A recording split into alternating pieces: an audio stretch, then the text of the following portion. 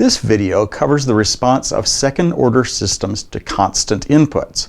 I'm still going to emphasize using the differential equation coefficients to infer the responses rather than explicitly solving the differential equation, since being able to estimate the response and infer trends is more useful in design and data analysis. The step response of a second-order system is defined as the system response to a step input with zero initial conditions. This is the appropriate governing differential equation in standard form. The forcing function is a times u0 of t, the unit step function. That means that the input is 0 for time less than 0 and a constant for time greater than 0. The term step response also implies that the initial conditions are 0. That means that both the value of the output and the value of the derivative of the output at time t equal to 0 are both 0. Since initial conditions describe the initial energy stored in the system, this implies that there's no energy stored in the system at time t equal to 0. The technical name for this state is that the system is initially relaxed. If the system is underdamped, the damping ratio is between 0 and 1. This is the solution of the previous differential equation with 0 initial conditions. This solution is the superposition of the homogeneous solution I talked about in the previous video, which is an exponentially decaying sinusoid with a constant value, which is the form of the particular solution when the input's constant. I won't spend a lot of time on the mathematics of this solution. As with the natural response, I'm mostly interested in inferring the approximate behavior of the system from the damping ratio and the natural frequency. So feel free to not remember this equation. Since explicitly solving the governing differential equation is relatively difficult and really not very helpful in the design process, we'd like to estimate the response of the system without explicitly solving the equations. Specifically, as with the natural response, we can estimate the response from the steady state response, the damping ratio, and the natural frequency of the system. These values can be determined directly from the differential equation coefficients. In addition to simplifying analysis and design, being able to relate the differential equation coefficients directly to the system response parameters can help estimate a differential equation directly from a measured step response. The process of estimating differential equation coefficients from measured data is called model estimation. This process is common enough that a test that applies a step input to a system has its own name. It's called a bump test. While the mathematical formula for the step response isn't important to remember, it is important to remember the shape of the response as a function of time. This is a fairly generic plot of an underdamped second-order system step response. The solution starts at 0 and it has 0 slope, according to the initial conditions. It becomes constant as time goes to infinity due to the constant input. I'll call the steady state response value y sub ss. The transient response between the initial and the final conditions can overshoot and oscillate since the damping ratio is less than 1. Depending on the application, there are a variety of things about this response that we may be interested in. We'll almost invariably need to know the steady state response of the system or the value of the response as time goes to infinity. Another parameter we frequently want to know is how quickly the system will respond. We're also usually interested in the amount of overshoot the system experiences, this maximum value. We could also be interested in how long it takes for the system to stop oscillating and settle into its final steady state value. In this video, I'll emphasize the first 3 items on this list. We'll talk about determining the steady state response, the response time of the system, and the maximum value of the response. Keep in mind that our assumptions are that the system is linear and the initial conditions are 0. If you have non-zero initial conditions, the results I give in this video won't necessarily be true. First, I'll look at the steady state response of the system to a step input. This is the governing differential equation for the system. Since the input's a constant, the response, y of t, as time goes to infinity, will also be a constant. If the response is a constant, the derivatives here and here in this equation will be 0. Solving for y of t as time goes to infinity gives yss is equal to a, the amplitude of the input forcing function, divided by omega sub n squared. Another important parameter relative to the step response is the peak or maximum value of the response. This can be a concern because this is most likely the condition where the system will break. I've called the peak value y sub p.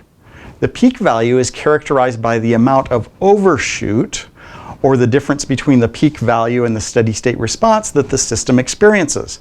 The overshoot is described in terms of a variable called m sub p. The height of yp above yss is just m sub p times yss. The parameter mp is directly related to the damping ratio by this equation. mp is equal to e to the minus pi zeta divided by 1 minus zeta squared. Since zeta is between 0 and 1 for an underdamped system, this expression will be a number between 0 and 1. MP can also be defined in terms of the peak and the steady state response. MP is the difference between yp and yss normalized by yss. This means that the peak value is equal to yss times 1 plus m sub p. These relationships tell me that if I know the steady state response and the damping ratio, I can calculate this peak value. There's a relatively simple linear approximation to the exact relationship between MP and zeta that I gave you on the previous slide. As long as zeta is small, 1 minus zeta over 0.6 is approximately the same as e to the minus pi zeta over the square root of 1 minus zeta squared. This approximation is definitely not true if zeta is greater than 0.6. If that happens, this expression returns a negative number, but MP has to be positive. MP is a number between 0 and 1, but MP is often expressed as a percent by multiplying this number by 100. In that case, the overshoot is a percent of the steady state response.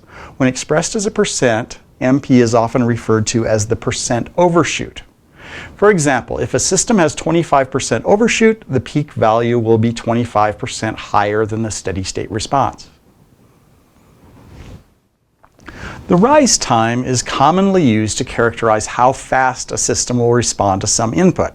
The rise time, T sub r, is the time required for the response to go from 10% to 90% of the steady state response. It's this elapsed time.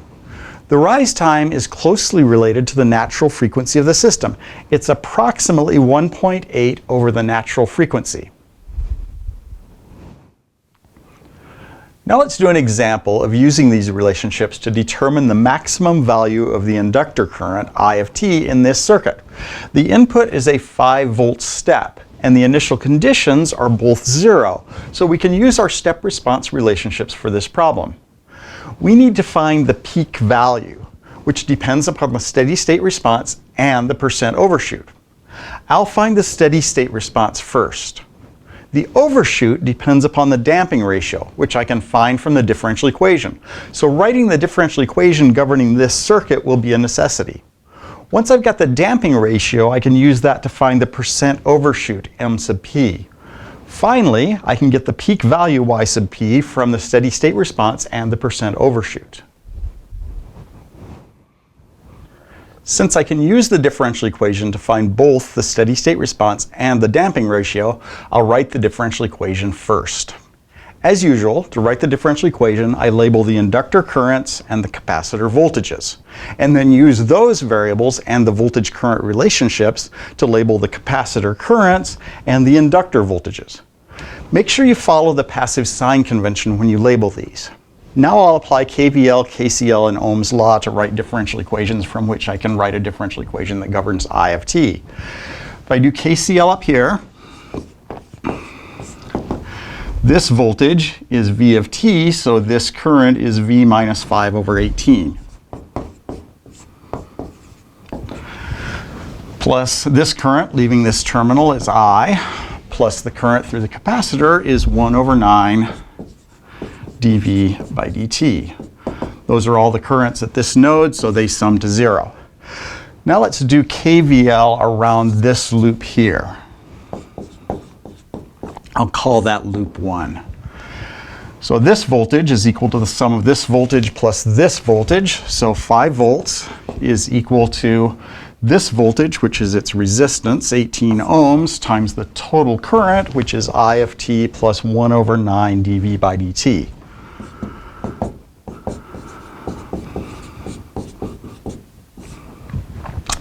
Plus this voltage, which is 2 ohms times I, plus this voltage, which is di by dt.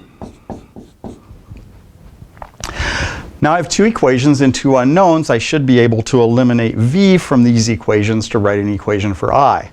Unfortunately, neither of these equations are easy to solve for the voltage V. So rather than work with that, I'm going to write a different equation.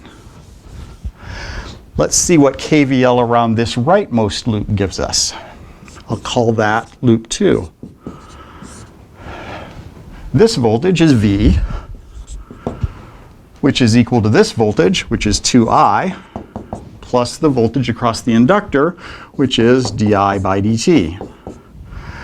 That gives me an equation for voltage that I can plug in up here if I differentiate this so that dV by dt is equal to 2 times di by dt plus d squared I by dt squared. That gives me an equation that I can plug in for dV by dt up here. Let's do that and find our governing differential equation. The first thing I'll do is multiply out this 18. So this is V plus 18I plus 2 dV by dt is equal to 5, which I'm going to take over to the right-hand side. Now if I plug this in for V, I get 2I plus di by dt, this expression, plus 18I plus 2 times this expression, which is 2 di dt plus d squared I dt squared.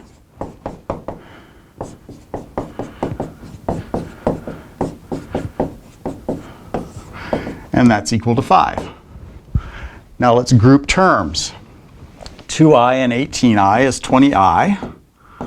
di dt plus 4 di dt is 5 di by dt. Plus 2 d squared I by dt squared is equal to 5. Now to get this in standard form, I need to divide out this 2. That gives me d squared I by dt squared plus 5 over 2 di by dt plus 10I is equal to 5 over 2. That's a second-order differential equation in standard form governing I of t. I can use this to find my steady state response and my damping ratio.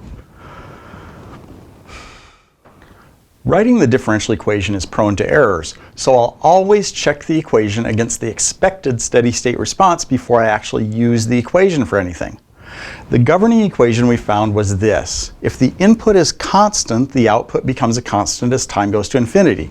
That means that these derivative terms go to 0. So the inductor current as time goes to infinity is equal to 5 over 2 times 10, which is 5 over 20 or 1/4 amp. For a constant input, as time goes to infinity, the capacitors behave like open circuits and the inductor behaves like a short circuit. The current through this open circuit is 0. So all of the current is going through this series combination of resistors. The circuit's telling me that I of infinity is the total voltage, 5 volts, over the total resistance, which is 20 ohms, which also evaluates to 1/4 amp. These two agree, so I'm ready to use this equation to finish the problem. We've also determined that the steady state response of the circuit is 1/4 amp, which we'll need later to find the peak response. Next, we need the damping ratio. This is the governing differential equation in standard form. This term is equal to omega sub n squared. So omega n is the square root of that term, or the square root of 10. Its units are radians per second. This term is 2 times the damping ratio times omega n. So 2 times the damping ratio times omega n is the square root of 10 is equal to 5 over 2. That means that the damping ratio is equal to 5 over 4 times the square root of 10. That's approximately 0.4.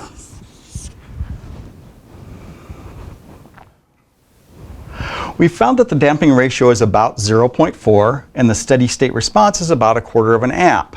Since this is less than 0.6, I'm going to use my approximate relationship that MP is approximately 1 minus the damping ratio over 0.6. That's 1 minus 0.4 over 0.6, which is 1 minus 2/3 or 1/3. The peak value, IP, is the steady state response, ISS, times 1 plus MP. ISS is 1/4 of an amp. 1 plus MP is now 1 plus 1/3, which is 4/3. 1/4 of 4/3 is 1/3. So the peak value is approximately 1/3 of an amp. For my second example, I'll use the measured response of a system to estimate the differential equation governing the system. It's common to use measured data to estimate the equations governing a system. The process is called model estimation or system identification. We're given that a 2-volt step input is applied to an initially relaxed system. The response is measured to be this. We can estimate the differential equation by using this data to estimate the steady state response, the damping ratio, and the natural frequency. The steady state response is approximately 0.01. The damping ratio dictates the overshoot, which can be determined from the peak response. The peak response is about 0.0155. This is 55% higher than the steady state response, so the percent overshoot is 55%, which means that MP is approximately 0.55. MP is also approximately equal to 1 minus the damping ratio over 0.6. If I solve this equation for the damping ratio, squiggle is approximately 0.25. Finally, the rise time is the time required to go from 10% to 90% of the steady state response, or from about 0.001 to 0.009. That time is about 0.2 seconds. We also know that the rise time is approximately equal to 1.8 over omega sub n. So if I solve this for omega sub n is 1.8 over 0.2, or about 9 radians per second. Now let's use these values to estimate the governing differential equation. These are the values we determined from the data. This is the form that I'll use for the differential equation. This equation isn't in standard form since I want to keep track of this A2 term. Now I can divide out the A2 term to put the equation in standard form, but with the A2 term explicitly represented. From a theoretical standpoint, this equation is identical to what we've been using. The difference is that we're giving a specific input, U of t for t greater than 0 is 2 volts, that we need to account for in our analysis. I have 3 unknowns in this equation, A0, A1, and A2. I can write 3 equations using the damping ratio, the natural frequency, and the steady state response to determine those unknowns. As t goes to infinity, the derivatives in this differential equation go away, and this becomes the steady state value. So A0 over A2 times YSS, which is 0.01, is equal to 1 over A2 times the input, which is 2 volts.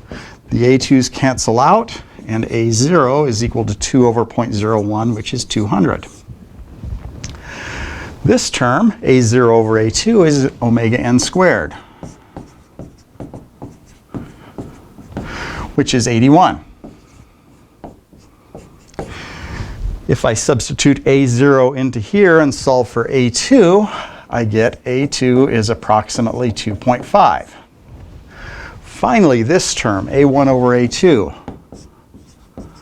is 2 times the damping ratio, which is 0.25, which is 1/4, times 9, which is 4.5. So A1 is equal to 4.5 times A2, which is 2.5, which is 11.25. So my final differential equation is 2.5 A2 times d squared y by dt squared plus A1, which is 11.25 dy by dt, plus A0, which is 200, y is equal to 2 volts for t greater than 0.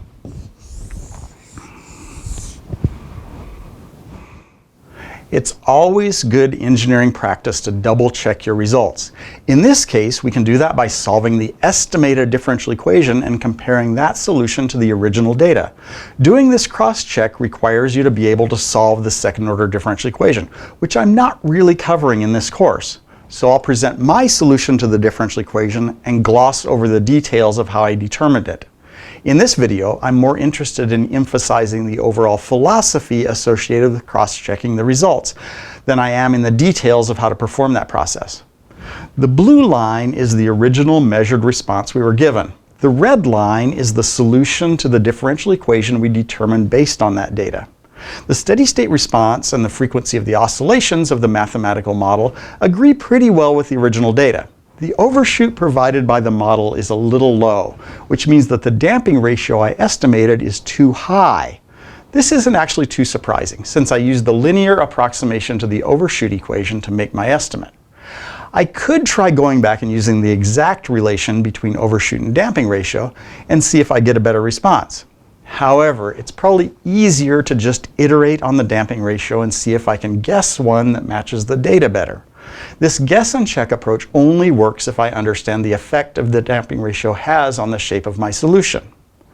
After a couple of guesses for damping ratio values, I ended up with this black line. It almost exactly matches the data. It corresponds to a damping ratio of 0.2. My original guess from the measured response was 0.25. I should probably mention that I didn't solve my differential equations here by hand. I used numerical analysis techniques. That made it extremely easy for me to determine the solution for a variety of damping ratios. This video was mostly about understanding trends in system responses based on the steady-state response, damping ratio, and natural frequency. Understanding those trends is also useful in double-checking the results of analyses. I'll talk more about cross-checking results later.